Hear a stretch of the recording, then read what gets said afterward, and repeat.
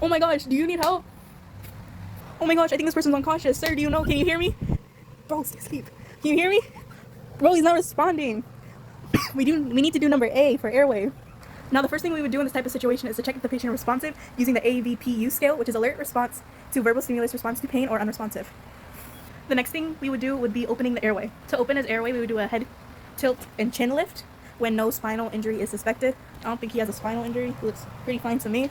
To do the head tilt and chin lift, we would put one hand on the forehead and to tilt the head back, 2 fingers under the chin, lift upward. And then we would also do the jaw thrust, which we would use if a spinal injury was suspected. For clearing the airway, we would turn the head to the side and then place fingers behind the angle of a jaw and push upwards without tilting head and see if you can sweep and see an object. There's also an object we could use for this, but we don't have that on hand here. Now, once the airway is open, we check for breathing. To check for breathing, we look, listen, and feel up for 10 seconds. We would observe the chest fall and rise and listen for air movement to feel air on any cheek or demonstrations. Is he breathing? You breathing? He's okay, he's breathing. And that's it. I got stabbed. Oh my gosh, do you need medical attention? Yes, I need medical attention. Oh gosh. Okay, we need to apply as much pressure onto the injury because she was stabbed where one of her arteries are, which pumps a lot of blood. Typically, we would wrap a tourniquet around 2 inches above the wound so she wouldn't bleed out, but we don't have one on hand. So now we must apply as much pressure as possible until help arrives. Oh my gosh, are you choking? As you can see for this patient right here, this doesn't reply, so it's a mild airway obstruction. Typically, with mild airway obstructions for patients, they'll still be able to cough and gag and maybe even possibly reply. But when it comes to full airway obstructions, they aren't able to reply. It may be their skin may start changing colors. And the proper technique for mouth to mask breathing is by placing the patient on their back if they already aren't, and then you're going to open the airway by either doing a head tilt chin lift maneuver or the jaw thrust maneuver. When you're ready to give the breath to the patient, you're going to want to place the mask over the patient's mouth and nose, ensure that there's a tight seal all the way around. And when you're ready, you're going to breathe into the nozzle that's going to be at the top of the mask, and just breathe in for about 1 second. While you're breathing in, you're going to want to check for the patient's chest rising and falling. If it doesn't do that, you'll have to recheck the seal around the patient's mouth and nose. The proper technique for using a BVM or a bag valve mask is by once again placing the patient on their back, and then you're going to do one of the 2 methods to open up the airway, so the head tilt chin lift maneuver or the jaw thrust maneuver. And then there's going to be 2 EMRs working with the one patient, so one person will be holding down the mask, ensuring that there's a tight seal all the way around the face, and then the other one will be pressing the bag at a steady rate. The benefits for using a BVM rather than doing mouth to mouth is it can reduce the risk of spreading infectious diseases. So say the patient has some type of disease that can be easily spread around, the mask will create a barrier from the patient to the person. The way to do abdominal thrust or the Heimlich maneuver for adults and children is by standing directly behind the patient and widening your stance if you need to.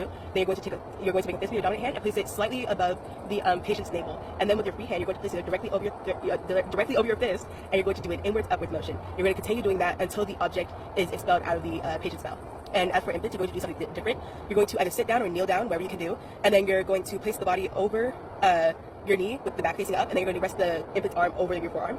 Then you're going to perform multiple back blows you're going to deliver 5 quick forceful back blows between the infant's shoulder blades, and then you're going to turn the infant over, and you're going to take your 2 fingers and place, while still supporting the baby's head, you're going to place your fingers on the child's sternum and give 5 quick chest thrusts.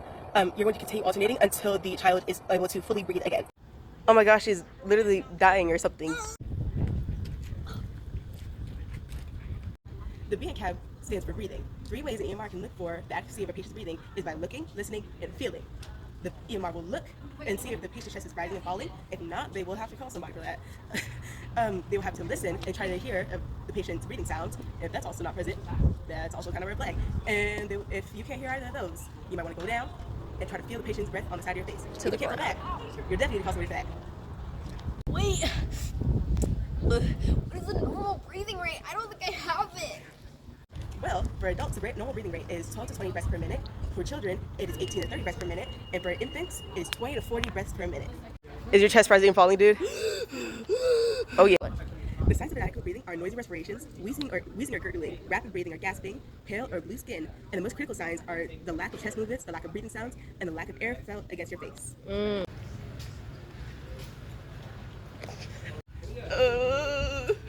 my god, my baby! Oh my god. Oh my god. Is your baby baby okay? No, Do you give parental consent? Yes, I give parental For me consent. to do something? I give parental consent for you to do something. Please help my baby. Wait, what are you gonna do with my baby? Actually, I'll explain to you right now what I'm about to do. I'm gonna put some oxygen masks on your child. Would you like me to explain the risks? Yes, please. I will tell you now about the risks. One risk is there are many tools included in these oxygen masks. And, these can create inaccurate readings due to motion, babies especially, poor perfusion, incorrect sensor placement. Also, extremity tools inside can also cause damage. Oh, and skin irritation. That's cool and all, but what type of masks are there? And what's the flow rate? Yeah, sure, I can totally explain. So there are all types of oxygen masks, but I think what we're going to use for your baby, as the injury isn't severe, although I said it was severe, we're going to use some low flow devices. These devices mix oxygen with the room air, and they're usually best to use on just like respiration issues. And this is actually one right now. This is the one perfect for the babies. I'm going to slide over their head. This is one of them. And there's also things called nasal cannula, and it's like thin tube, as you can see, with prongs that sit in the nostrils. We won't be using that for babies, but those are for our older residents. Those are really good though. Usually they have a flow rate of 1 to 6 liters per minute of oxygen, and their concentration is usually 24% to 44% of FiO2. And then we also have some simple face masks called Hudson masks. They're masks for the nose and the mouth, so this.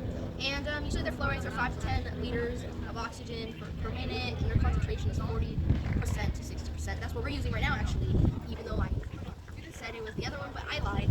And then, we have some high flow reserve devices. These ones are usually self-pump, especially in emergencies, so these are really important. I could give a little demonstration, maybe, not that he needs it though. This is the one you're going to want to use for me, the low flow nasal devices. This one, so you're just going to pump like this. And then we also have high flow reservoir devices. Those are for really, really bad patients who definitely are having cardiac arrest. They just need the oxygen right then and there. Usually, their flow rate is 6 to 12 liters minute. Oxygen concentration is 60% to 80%.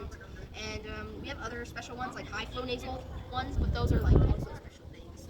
People really need it at that point. But yeah. So Wait, can you explain to me what a pulse oximeter is and the benefits and the limitations to the device?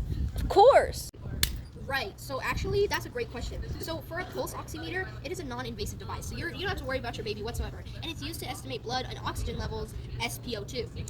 The pulse rate, it's beneficial for monitoring patients with respiratory or heart conditions. Your baby seems to have some of those, considering that he fell at full speed. And it's also, evaluated. It's also used for heart conditions and evaluating medication effectiveness. Very good. We're gonna give your baby some Tylenol. It's gonna be all good. And tracking recovery for surgery, except your baby doesn't really need surgery right now. However, limitations do include potential inaccuracies for factors like dark skin pigmentation, poor circulation. Definitely need this. And pulse oximeter is not a substitute for professional medical diagnosis or treatment. So keep that in mind.